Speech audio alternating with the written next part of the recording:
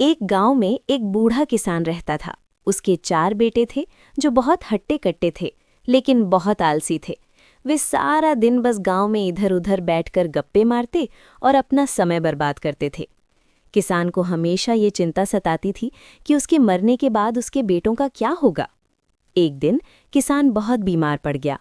उसने अपने चारों बेटों को अपने पास बुलाया और कहा, मेरे बच्चों, अब मेरा अंत समय निकट है। मुझे तुम्हें एक राज बताना है। हमारे खेत में एक बड़ा खजाना गड़ा हुआ है। मेरे जाने के बाद तुम उसे खोदकर निकाल लेना और आपस में बांट लेना।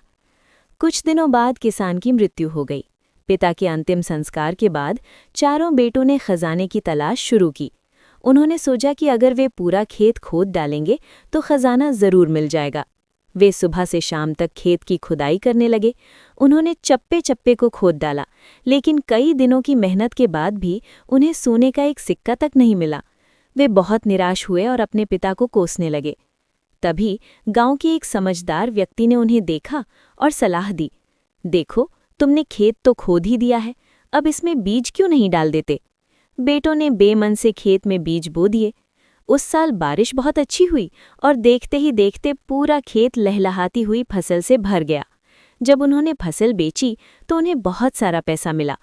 अचानक उन्हें अपने पिता की बात समझ आई।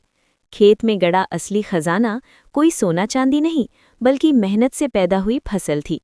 उस दिन के बाद चारों भाइयों ने आलस्य छोड़ दिया और मिलजुल कर खेती करने लगे।